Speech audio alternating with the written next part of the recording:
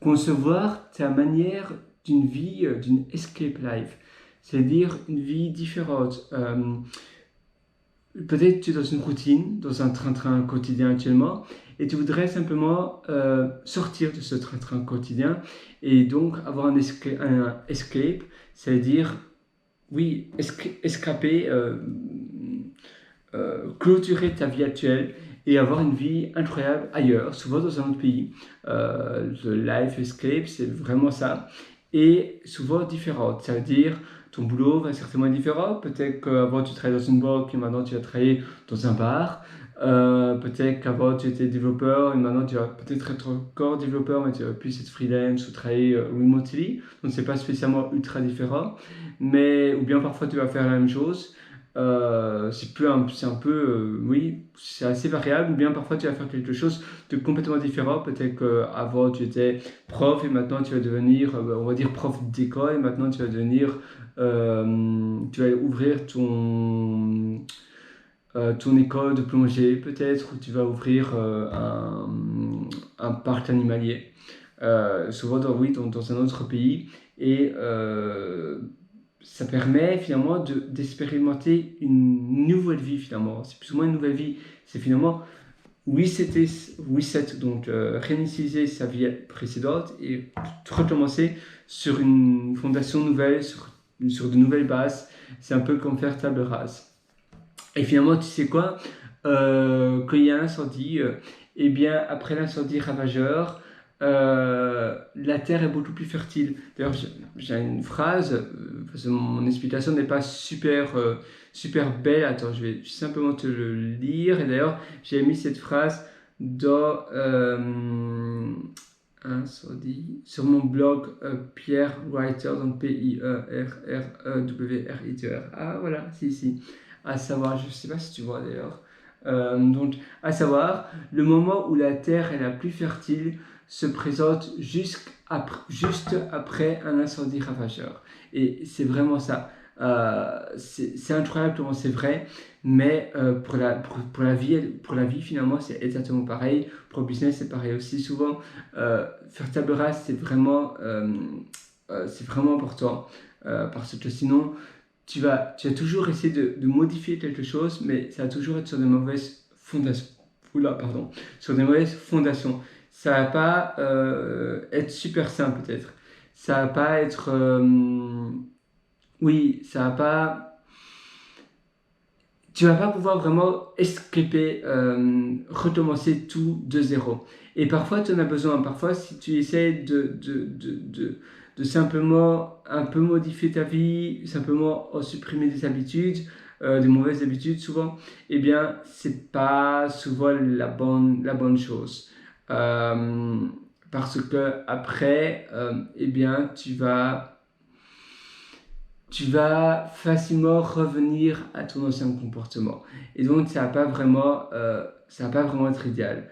Euh, Parce que, voilà, tu vas jamais finalement pouvoir faire table rase et tu vas jamais pouvoir, voilà, tu auras toujours du passé dans ta nouvelle vie. Et le escape life, c'est vraiment, souvent, c'est aller dans une île ou dans un pays plus chouette que dans le pays où on habite. Actuellement, dans un pays où on préfère peut-être les valeurs, peut-être la culture, peut-être la météo, peut-être un peu tout finalement. Oula, décidément, qu'est-ce qui m'arrive aujourd'hui? Je suis désolé. Et donc, tu vas vraiment essayer de créer finalement ta nouvelle vie comme ça, petit à petit, et bâtir finalement tout de zéro. Évidemment, tu vas certainement pas avoir de famille là, sauf si tu pars avec ton conjoint, ta conjointe. Oula, euh, désolé. Mais sinon, voilà, tu vas recréer ton nouveau cercle social. Si tu fais ta life escape avec ta famille, donc avec tes enfants aussi, là j'ai le OK, c'est vraiment pas évident. En faisant une vidéo, je sais pas si ça t'est arrivé d'avoir le OK durant un entretien d'embauche par exemple, mais ça doit vraiment être dérangeant. Je vais peut-être rétrécir cette session parce que ça va pas pouvoir être.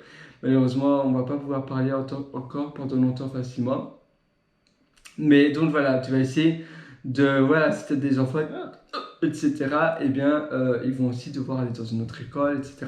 Et finalement, c'est assez passionnant. Après, si tu n'aimes pas trop, tu peux toujours revenir à ton pays précédent et avoir à nouveau ton ancienne routine, mais on a tous qu'une seule vie. La vie est tellement courte et je pense que c'est important parfois d'escaper et de simplement goûter autre chose. C'est un peu comme pour la nourriture. Si tu manges toujours la même nourriture, eh bien après tu vas un peu en avoir marre. Tu as envie parfois d'aller dans des restaurants exotiques, dans des restaurants d'autres pays, etc., pour goûter d'autres choses. Eh bien, c'est pareil pour ton style de vie. Parfois, tu as simplement envie d'avoir un autre style de vie, avoir autre chose, une nouvelle manière de vivre, et pas toujours avoir le train-train quotidien que tu traînes depuis longtemps. Ça sert à rien de ne pas être heureux. Il y a des personnes qui travaillent pendant 70 heures par semaine, heureusement. C'est 70 heures par jour, je me demande comment ils font. Pour moi, si on a 24 heures dans une journée, 70 heures sur une journée, ça doit... sauf si tu as trouvé un moyen d'arrêter le temps, je vois pas trop de possibilités. Mais donc oui, il y a des personnes qui travaillent 70 heures sur une semaine et qui se disent, après, une fois que j'ai ma retraite, je pourrais enfin profiter de la vie, aller en vacances, etc. Et simplement, quand ils ont 60, 70 ans, eh bien, ils sont plus en état, ils ont plus la même force physique qu'auparavant, ou bien ils ont un cancer, ou bien ils décèdent même avant, et ils n'ont jamais eu la vie qu'ils ont voulu avoir. Le mieux, c'est d'avoir des mini-retraites finalement. Mettons, personnellement, j'ai des mini-retraites tous les 2 ans pendant 6 mois. Je trouve ça super. Et vu que j'aime bien mon boulot, après, c'est toujours finalement facile de recommencer mon boulot. Et puis après 6 mois, tu commences à en avoir marre de ne pas travailler et tu as envie de retourner à la routine. Donc finalement, c'est toujours agréable. Et à chaque fois, évidemment, je change de boulot. Souvent, une fois, j'ai demandé un 6 mois sabbatique. Congé sans solde, mais sinon j'ai quitté mon boulot après 2 ans souvent, en général, et je vais ailleurs, je vais dans un autre pays, je vis dans un autre pays, etc. Et c'est toujours formidable parce qu'on apprend toujours tellement de choses, on découvre aussi tellement de nouvelles choses. Ce sont vraiment des expériences incroyables et on apprend tellement de nouvelles choses, on apprend à connaître d'autres cultures, d'autres types de vie qu'on n'aurait jamais imaginé auparavant, et ça ouvre vraiment les yeux. Et ça nous change vraiment. Mais par contre, il faut faire attention de qu'on retourne, si on veut retourner dans son propre pays après, et bien de ne pas retourner dans ces anciennes mauvaises habitudes qu'on a eues avant. Parce que ça, c'est aussi, finalement, on revient facilement à ce que l'on était avant. Donc, on doit aussi bien réfléchir qu'est-ce qu'on préfère avoir. Même si mettons, c'est un peu comme les fumeurs, ils détestent fumer, parfois ils arrêtent de fumer, ou parfois ils ont dû être en quarantaine dans un hôtel, dans un hôtel par exemple, donc tu ne pouvais pas fumer, puis après, facilement, ils recommencent à fumer, et bam, et puis ils sont à nouveau piégés. Et pour ça, ils avaient réussi à stopper de fumer, d'arrêter de fumer pendant 2 semaines. Donc c'était incroyable, mais c'est facile finalement de retourner à son ennemi, à son divol.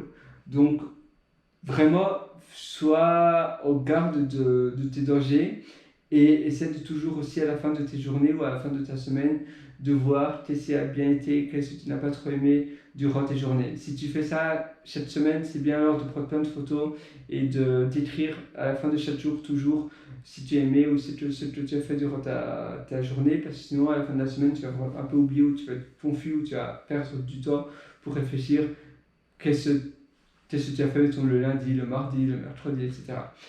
Si tu fais ça le dimanche, tu auras certainement oublié ce que tu as fait le lundi, le mardi, le mercredi.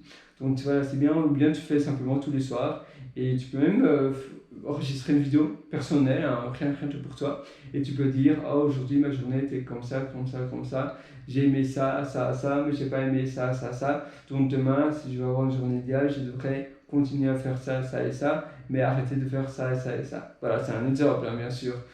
Moi, je l'ai fait de temps en temps et je le fais de temps en temps et ça m'aide aussi énormément. Donc, je te conseille aussi de le faire. Et voilà, c'est à peu près tout finalement pour cette session. Au passage, j'ai plus de hockey apparemment, miraculeusement. Grâce à toi peut-être, parce que le fait de parler à toi peut-être m'a simplement fait oublier le fait que j'avais le hockey.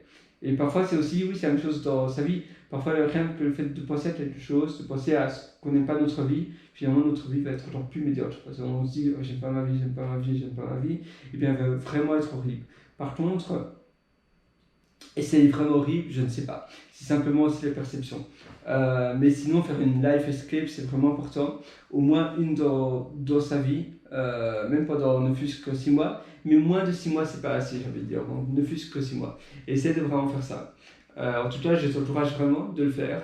Et dis-moi quoi, si tu l'as fait, tu peux toujours m'envoyer un email à hi@ph7.me.